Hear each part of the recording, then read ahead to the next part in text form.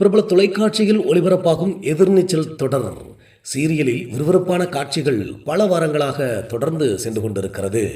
திருமணமான 4 பெண்களை மையமாக வைத்து உருவாக்கப்பட்ட இந்த கதைக்களம் சுவாரஸ்யம் குறையாமல் டிஆர்பி ரேட்டிங்கில் முதலிடத்திலேயே முன்னிலையில் உள்ளது.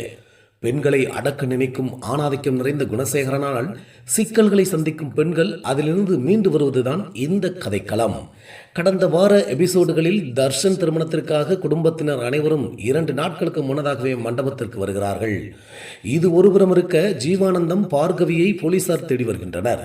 அவர்கள் இருக்கும் இடத்தை ட்ரோன் மூலம் கண்டுபிடித்து விடுவார்கள். ஈஸ்வரியின் ஆசைப்படி தர்சனுக்கு பார்கவியை திருமணம் செய்து வைக்க அனைத்து பெண்களும் முடிவெடுக்கிறார்கள். இதற்காக மணப்பெண் போல் அலங்கரித்துக் கொள்ள பார்கவியை எப்படியாவது திருமண மண்டபத்திற்கு கொண்டு வந்து சேர்க்கப்படுகிறார் ஜீவானந்தம்.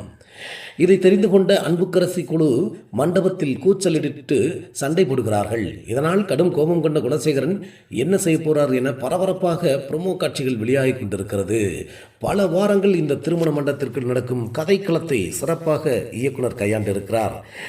மீண்டும் சந்திப்போம், மீண்டும் எதிர் நீச்சலோடு பயணிப்போம். இதில் அடுத்தடுத்து எதிர்நீச்சலில் பார்கவியை தர்சன் திருமணம் செய்து கொள்வாரா, குணசேகரன் என்ன செய்ய போகிறார், அறிவுக்கரசி என்ன செய்ய போகிறார் என்று ஆவலோடு ரசிகர்கள் காத்திருக்கிறார்கள். எதிர்நீச்சல் தொடரில் இன்னும் தர்ஷன் திருமணத்திற்கு ஒரு முடிவு காணாமல் அப்படியே எபிசோடு தொடர்ந்து சென்று கொண்டிருக்கிறது. இந்த நிலையில் ஈஸ்வரி இன்னும் சுயநலனுக்கு திரும்பாமல் இருக்கிறார்.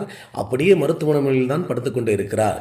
இதை கொஞ்சம் கூட கணக்கில் எடுக்காமல் தர்சனுக்கு அம்மா இல்லை என்றாலும் பரவாயில்லை என்று குணசேகரன் அவர் பிடிவாதத்திற்கு அறிவுக்கரசியோடு சேர்ந்து கங்கணம் கட்டிக்கொண்டு தர்சன் திருமணத்தை நடந்தே தீர வேண்டும் என்று சென்று கொண்டிருக்கின்றார்.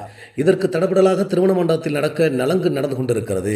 இத்தனையும் இருக்க, பல தடைகளை தாண்டி ஜனனி ஒரு வழியாக ஜீவானந்தம் மற்றும் பார்கவியை திருமண மண்டபத்திற்கு அழைத்தே வந்து விட்டார்.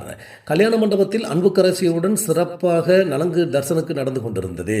இந்த பக்கம் பார்கவி ஜீவானந்தத்தை ஒரு வழியாக பல தடைகளை தாண்டி ஜனனியும் சேர்ந்து திருமண மண்டபத்திற்கு அழைத்து வந்து விட்டார். இதில் ஜனனிக்கே தெரியாத ஒரு ட்விஸ்டும் ஜீவானந்தம் கூறுகிறார்.